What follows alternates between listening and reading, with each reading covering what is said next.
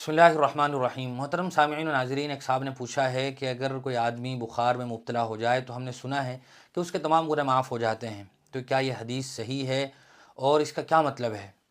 इस सवाल का जवाब यह है कि हुज़ूर अकरम सल्लल्लाहु अलैहि वसल्लम ने अपनी कई अहादीस में इस तरह का मज़मून बयान फरमाया है। एक रिवायत बड़ी मशहूर है, हुज़ूर ने फरमाया कि बुखार ये जहन्नम की हरारत और गर्मी तपिश का नतीजा होता है, इसे तुम पानी से ठंडा करो।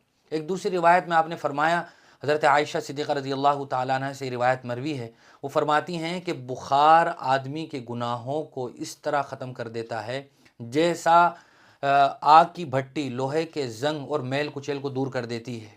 इसी तरह एक तीसरी रिवायत में है, हुज़ूर अकरम सल्लल्लाहु अलैहि वसल्लम ने इरशाद फरमाया कि मुसलमान को कोई रंज गम तकलीफ़ पहुँचती है, हत्ता कि अगर उसे कांटा भी चुभता है तो उस पर भी अल्लाह ताला की तरफ से अजर व सवाब है।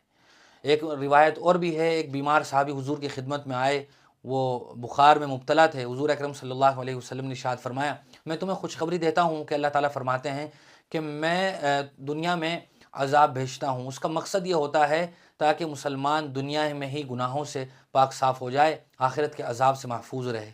इस तरह के कई फ़ज़ाइल अहादीस में बयान किए गए हैं, गुनाहों की माफ़ी का भी ऐलान है। लेकिन याद रखना चाहिए कि इस तरह की अहादीस में गुनाहों से छुटकारे की और मग़फ़िरत की जो बात कही गई है, मुहद्दिसीन के मुताबिक इससे गुनाह सगीरा मुराद होते हैं। ये अल्लाह ताला का अपना फ़ज़्ल है, एहसान है कि वो बड़े गुनाह भी माफ़ कर दे।